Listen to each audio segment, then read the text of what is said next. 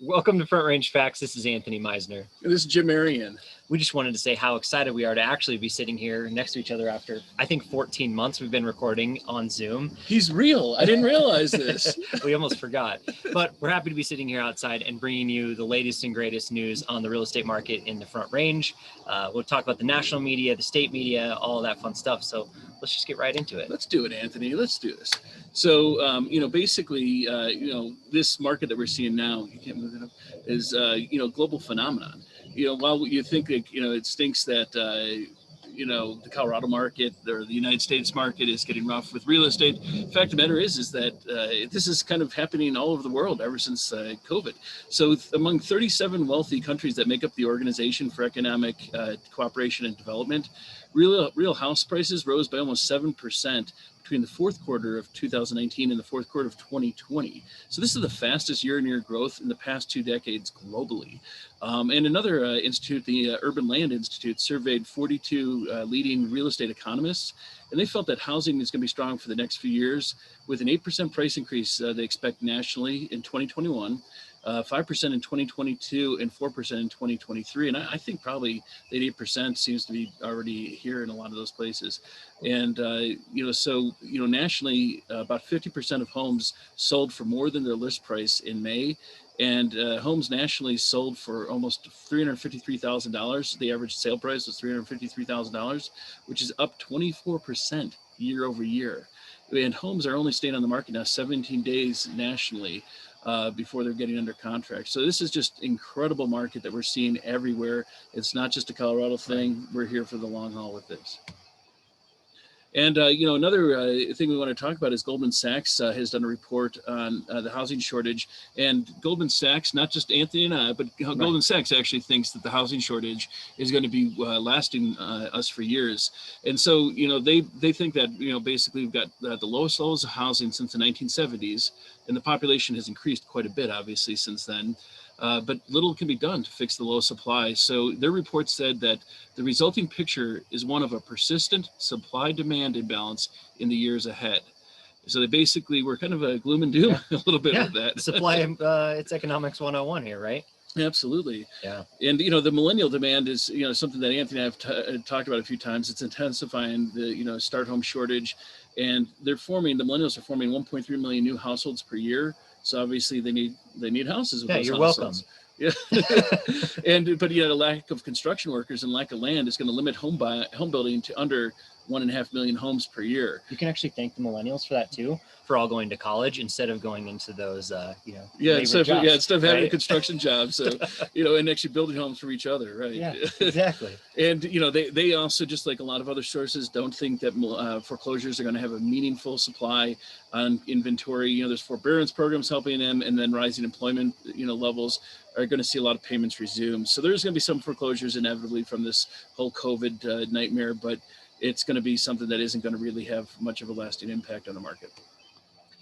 Great. So Showing Time, one of our favorite partners that we always seem to throw in here. Yeah. And look at this pretty chart that you got in this week. Yeah. It's a new way they're doing it. Yeah. Congratulations, Showing Time. Even though you haven't been acquired by Zillow quite yet, you're showing a little bit more flair. Yeah. So I've never seen a number like 200+% increase in their index. Usually we're like, hey, it's doing really well. It's 50% up. Yeah. In the West, which is where we are, right? It's where you guys care about the most, is having this incredible increase in their showing activity, with a 265.9% increase in showing activity. So Jim, what does that even mean? It means there's a lot of people seeing homes. But, the fact is, they're going so quick too. It's just remarkable that we're seeing this high of an increase considering how low the inventory is. That's the biggest takeaway for me. It's remarkable to see this level of showing activity coupled with the lowest inventory we've ever seen.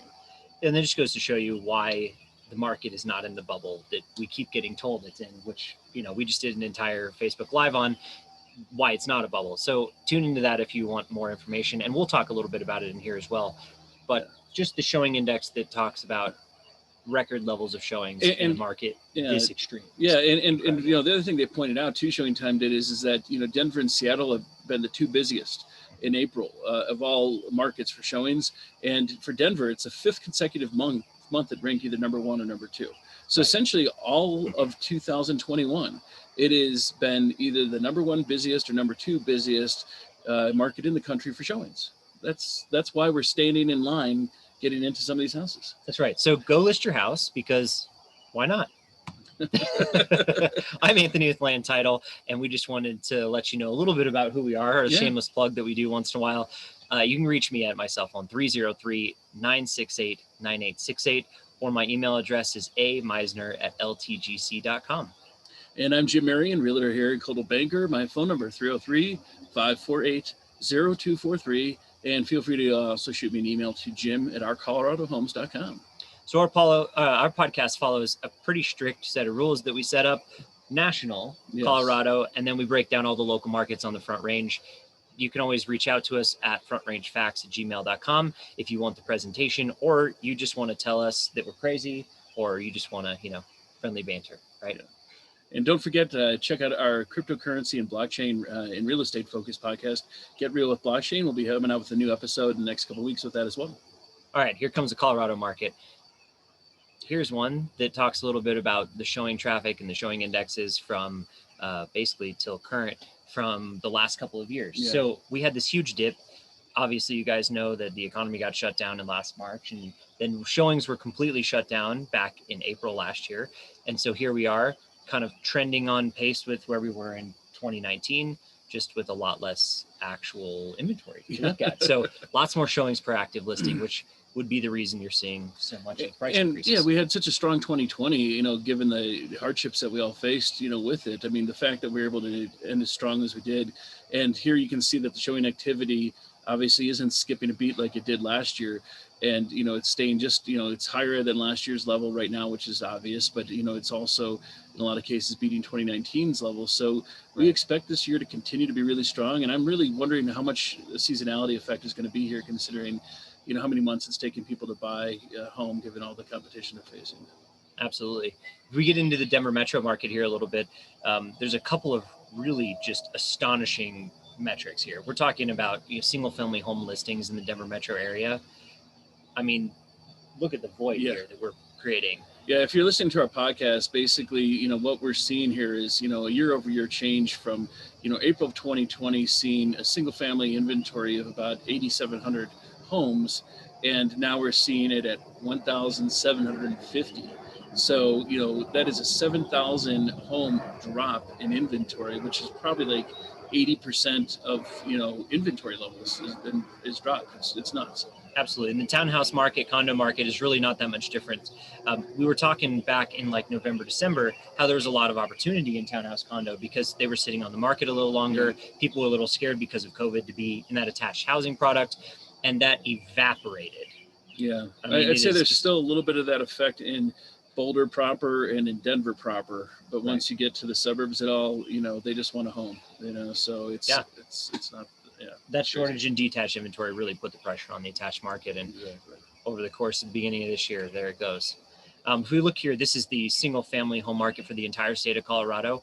And I think just to put it nicely, you can see that, well, there's a lot more inventory and the year over year metrics are really staggering, but those year over year metrics, well, they don't mean anything, right? Mm-hmm. So what we really have to look at are those year to date numbers, those year over year metrics. Keep in mind, this is April data, and April was the beginning of that stay-at-home order, where there's an entire month where we really couldn't do March much. 11th, I think was. Yeah. Yeah. So when they stopped showings altogether, that was pretty much April, right? So a lot of what's going on year over year doesn't really make a lot of sense, and that's okay. We're going to talk and kind of bring some light into, what's really happening rather than what these metrics are saying at 36% increase in new listings. Well, of course there was 36% increase in new listings, but you can really see here year to date kind of what's taking place on the market, and we're really in line with where we were in single family across the entire state of Colorado as of last year. But that's not really a great statistic or measurement at this point because, well, April was shut down last year. Yeah, and but I mean, still, seeing they were 14% above last year with the number of sold listings year to date. We're going to continue to really see just a real strong, solid market, going the rest of the year with that. what's really actually staggering is with the reduction in inventory that we have on the market, and the pendings and under contracts are through the roof. Yeah. Right. The demand in the marketplace is incredible, at 25% more under contracts year to date than last year. That is not something from a short. No, it's not just that shutdown time frame, because even then, I mean, we're still putting some stuff under contract. So, but the average sale price now being up, almost 27% year to date. Right. Staggering. It is staggering. We were talking, and we have been through this podcast for a long time, that we really expected that 10 to 20% appreciation level for the year. A lot of these new metrics are pointing to higher than 20% even at this point. And even though 26% slightly could be composition of sales related, because a lot of the higher end market is moving pretty quickly right now, just because there isn't anything in the bottom of the market. There's definitely, a few arguments as to why it's really not 27%. It's maybe 20%. But as Anthony and I privately were telling people, in around January 1st was, we expect a 10 to 20% increase, but, in 2015 was about a 20%, and we felt everything was right to beat 2015. So I'm not going to be surprised if it ends up for the year really in the mid-20s at all, the way it's going. Completely agree. One other thing that was worth pointing out on this slide is the days on market and just how competitive that buyer situation has become. Year to date, we're sitting 28% below. We're down to 36 total days on market, which means, an average contract period of 30 days or so. There's not a lot of wiggle room there anymore. No, not at all. It's nuts. Yeah, exactly. So let's take a look at the townhouse condo market, which in all respects is very similar to the detached single family home market at this point. The one thing is that under contract number is almost 50% higher than last year. I'd say too that this market has suffered a little bit from the COVID effect of specifically the condos, with having a weaker demand in there. So you're not seeing the price increases as much as you did on the single family home. And so whether it's a townhome that just doesn't have much in the way of an outdoor space or enough home office space for people, causing some weaker demand there, and then just the idea of having to take an elevator, a small little elevator with a bunch of other strangers up to your place in a condo. Certainly there's played a bit of a role with there, and so that's why I think you're seeing the average sale price not be what the single family was. Yeah, and as you can see across the state of Colorado, the list sale price is 101%, which in all respect is very low compared to a lot of what we're seeing in the market right now. But that being said, that's still probably one of the more vibrant numbers that we've seen in this market in a very long time. Yeah.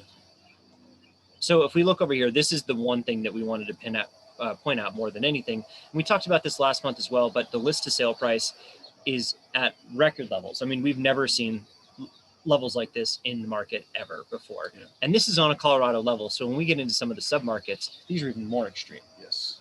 Definitely, plus 110% in some cases, right? It's out of control. But what we are seeing on a statewide level is just how much demand that really is putting into the marketplace, and the supply being so low. That's where this number really comes from, right? When there's nothing to purchase. To see an almost 104% statewide for single family homes. When you have a asking price of 100% of the value, and then you're getting 104%. Offered to you under the contract on an average statewide level is remarkable. I had a client who they recently decided that they were going to look, in the middle of Colorado, basically in the mountains, just kind of away from everybody, because they got so fed up with, the Denver metro home prices. And they went out there and they were looking at homes like that were under 400,000. Sure. And they're still, one home had three cash offers that were like up to 150,000 over asking price. And this is like in nowhere, Colorado. Pretty crazy how that is. So you can see that hockey stick. This is not really changing anytime soon. You will see some seasonality take place, so it should let some steam out of this, but that doesn't necessarily mean a whole lot. You're going to be paying over asking price all year, from what we can tell. I'm Anthony with Land Title. You can always catch me on my cell phone if you have any questions at 303-968-9868. And I'm Jim Merrion, Realtor here with Coldwell Banker, and feel free to always reach out at 303-548-0243. Awesome. Don't forget to check out our other podcasts as well, Get Real with Blockchain. All right, so let's break down into the Denver metro market. And we've talked about that void between literally the lowest inventory levels that Colorado has ever really seen, perspective, to their population. Yeah. And just how persistent buyers have become and how fast the market is moving to keep those pending and under contract levels rising the way they are. Yes, we have a lot of inventory coming on the market, not as much as we saw in 2019, 2018, but it is pretty amazing that people have the ability to put stuff under contract so quickly. Those year-over-year numbers, like I stated earlier, are really not useful, right? We're not 94% up in pendings or under contracts. We were from the bottom of the shutdown. Yeah. Right. So essentially here you can see the void of how low the inventory levels have become and how persistent buyers are. So you're seeing these great average sales price increases. Well, great if you're a seller, I guess, right? Yeah. And just record levels of average sales price. And just, the fact that, if you look at that green line of active, listings, we're starting to see that trend up, as you can see at the tail end of that green line where it hits April, but it's really a very moderate increase. And the fact that this chart essentially begins at 2,000 homes, because why not, since it never gets below there, but yet we scraped that level basically in March. I think it's time to redo those charts a little bit, make it 1,000. Yeah, I don't think that it was even at 2,000 before. I think we had to adjust it just to get there. The other thing you can really normally see in a seasonal market like this is that in that March, April, May timeframe, you really see inventory levels start to rise because that's the preferred time for you to list your home. Yeah. And buyer demand is going to slowly kind of chip away at that demand. And you're going to see really great sales from here kind of through, fall in many cases, right? But in a market like this where we're solely reliant on new listings coming onto the market and there's no inventory sitting there, that's how we end up in this perfect storm we're in today. So we wanted to look at this by price point a little bit, mainly to reiterate the fact that the luxury market and the higher end markets are doing astronomically well in sales. Yeah. And the reason they're doing well is because they have more inventory than you see in the lower end of the market. So let's call it, under 600,000 or under 500,000 even in the Denver metro market. We have a lot coming on the market and they're moving very quickly, but they just can't keep up with the buyer demand. Now in those upper price points, there was some inventory sitting on market, especially, in the higher $1, $2, $3 million home range. And that inventory really results in a lot higher sales. So if you look here at 3+ million, month over month, we're another 10% more sales than we had in the past. We're at 23 sales in the entire Denver metro area, over 3 million. And that's a fraction of what it was before. Well, like a large increase from where it was. I think what's interesting is when you look at like the 2 million, the $3 million, dollar level for home price points, which had been a very rare animal until recently here in the Front Range. Aspen excluded, with kind of things, but for the most part, had been kind of a rare animal. To see, almost a 700% increase in sales on a $3 million level, and almost 350% increase on that $2 to $3 million level is, I think, indicative of just the fact that people value their homes more, so they're willing to pay more for that home. But B, also there is an influx of out-of-state buyers who maybe come from a place like California, who have a higher level of what they think a price of a house should be. So when they come into a market with a lower price point, they're not opposed to then just simply grabbing something that's bigger, more expensive, or throwing down several $100,000 above asking price just to secure that purchase. Absolutely. And you can really see it on the green side of the slide here, where even the inventory levels at those higher end homes are shrinking nearly as much as we were seeing in the lower price points, which have been shrinking for, a very long time now. If you get over into the supply, this is a really good kind of reiteration of what we kind of have been talking about, just how low the supply levels really are and where that's happening, right? The reason luxury can move so much faster is because there's actually inventory in those price ranges for those buyers.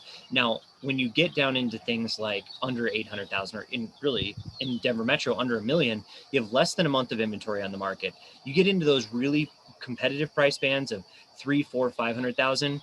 We're lucky to see a week's worth of inventory on the market. And that week of inventory on the market really creates such a shortage that you have the frenzy you're experiencing now. Well, there's just, the average sale price is about 600,000 now too. So you got to, think about the fact that the average is 600,000. So, people have really readjusted their expectations of what they need to do to spend on a house. I mean, I can't believe some of these conversations I've had with past clients who have been thinking about doing something else, and suddenly now we're talking a $150,000 price point increase from where they were thinking, before, because they're seeing that their money is not buying them what they used to.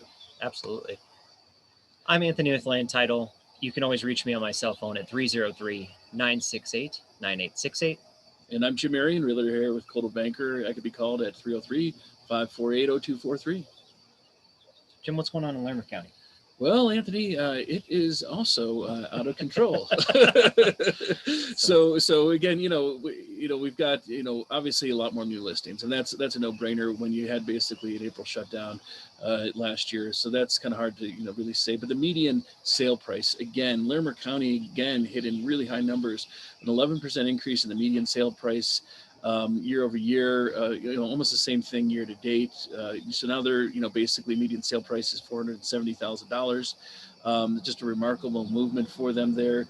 And then also the days on market has decreased by 25% year to date. So what should be kind of, the time of year where we get that more inventory and have homes maybe, sit on the market a little bit longer because there is so many choices, the exact opposite's been occurring. And on that, townhome condo market, we're seeing kind of the same thing where the median sale price has gone up 14.3%. So quite a jump just, since the beginning of the year here. And that days on market has dropped down to dropped down by 42%. So a voracious market up north. Yeah, that's an incredible amount. 42% is huge, especially when we went from 100 days to 60. I mean, we cut over a month off of that. If we get up into the Weld County market, it is the same basic story, right? Neighboring counties makes a lot of sense. Surprising, it's actually even stronger though than Larimer, right, which is not normally the case. It's not normally the case, and I think a lot of that is fueled by some of that spillage over from the Denver metro market into Weld County. Now you're really seeing the push in that southwest, Weld County market, but also it was one of the cheaper places to live in the Colorado Front Range. So the lack of affordability that's starting to take place in some of these markets is pretty real, and you can see that here in the numbers. If you look in the attached townhome condo market, it's not nearly as extreme, but they also don't have very many units. No, right? No. Weld County has never been a big proprietor of building condos and townhouses because the single family was so cheap for so long that you would just buy a house. But now that housing market, as you can see, is shooting up 12, 14%, depending on, what you're looking at. And with those days on market reaching, 47 on average now, they're down 21%. It's just as hot, if not hotter than Larimer, and it's getting to that point where it's competing in the metro. Well, I mean, their median sale price for a single family is still about $50,000 less than Larimer, so it does make some sense as to why people are seeking that out versus, say, going further north or trying to find something else elsewhere. Absolutely. If we get over into the Boulder County market, this is a market that is, in many cases, it's looking like it's going to become the new Aspen just because of what's happening, right? Maybe not the whole county, but the city of Boulder. And you can really see that in the luxury sales. If you look at year-to-date numbers, there's been over 40 sales in the 3+ million market, which has never happened, right? Yeah. This is an extreme heavy influx into the luxury market into the Boulder County area. And you can see across the new active listings, there's just not any inventory and any price ranges. And because there's so little inventory, it's starting to create that stifling of sales in the sub 800 market, right? Yeah. Now the luxury market, because it had some inventory to deal with, and you just don't have as many buyers, and now you have way more buyers than you had in years past. Sales are soaring. So that's kind of the short end of it. But what about the rest of the market? But even just like see the high end, that 3 million plus, to see a 470% increase in sales just year to date is really indicative of the price of everything has risen up. Right. And B, we've got a different perspective on home buying. So yeah, I'm gonna have to start breaking that out soon on 4+ million because we're gonna need it, right? If you look at the month supply, this is a lot similar to the Denver metro area, but we actually do have more inventory in Boulder County. Yeah, you would never know that when we think and we work here and we deal with this all the time. You do notice it a little bit on the townhome condo. There's stuff is actually on the market a couple of weeks. There was one, a client's interested in, it's a townhome. I thought for sure it was going to be under contract on Tuesday morning when I called the agent. He's like, no, I don't have any offers yet. I was like, oh my God, sanity does exist if you just know where to look, Yeah, 3+ million. No, I'm just kidding. Or townhouse condo in that case. It is interesting to see though, just how the stair-step ladder really changes from the Denver metro market to the Boulder County market. Yeah. We don't really get into the luxury market in Boulder County until almost 1.5 million. There's been huge bidding wars at 1 to 1.5, like 105% asking price. I didn't put the slide in here, but all the way to that point, it's just been wildly competitive. Well, I think the biggest I've seen is about 1.5 million sale in the foothills of Boulder, when 361,000 over asking in March. Was that all? Yeah, just that, So that was like 20 some percent increase $1.5 million home is a pretty big deal. That's a very big Yeah. deal. So yeah, again though, it is a little bit more manageable here in Boulder County than it is in just the metro area as a whole. We do have a little bit more inventory on that higher end home, but I think part of this also we have more that are at that price point too. We do. In fact, when I was looking at the actual city of Boulder the other day, the average price came in at 1.8 million for the sales last month. Oh wow! And that's $400,000 swing from the previous month. So it just goes to show you how much more luxury is selling. That's interesting. That's a huge jump for 1 month. Wow. Yeah. Okay. So let's head down south a little bit. To El Paso County, which is quickly becoming one of the most populated areas in the state. And they saw their median sale price increase year to date 17% for single family. So once again, winner, chicken dinner. Pretty much the same price as well now, which has never even been close. Yeah, that's true. Oh my God, you're right. It's like within about $5K of Weld's median sale price. That's nuts. I would guess next month they'll be higher. Yeah. So not a bad time to be a condo or townhome owner in Colorado Springs, because you've gained about 22% appreciation this year. It's nuts. And again, it's one of those markets that hasn't been, a huge, high rise condo kind of place or anything like townhome row, but they've been doing more of that, to hit that price point. And yeah, to see now El Paso basically come up to parity with the Front Range, some of the Front Range communities is absolutely nuts. But it's what happens when you become, over 3-4 years, you're the number one, price increase of anywhere along the Front Range. Yeah, and that's obviously not going anywhere, because the days on market right now are sitting at 10 for townhouse condos and 14 for single family as far as the year-to-date numbers are concerned. And, well, that's highly competing with anything we saw. We were looking at Denver Metro a little bit. There was like one subsect that was below that, which means El Paso County is taking the cake there too. Yeah. So most competitive market for sure in this, Colorado, which is why they're seeing the price range, the price increases. It's rough. Well, let's wrap it up, Anthony. Who are you? I'm Anthony with Land Title. Thank you so much for joining us today. You can always reach me at my cell 303-968-9868 or on my email at ameisner@ltgc.com. And I'm Jim Merrion, Realtor here at Coldwell Banker. You can always call me at 303-548-0243 or shoot me an email to jim@ourcoloradohomes.com. Thanks again for joining us. We'll see you next time.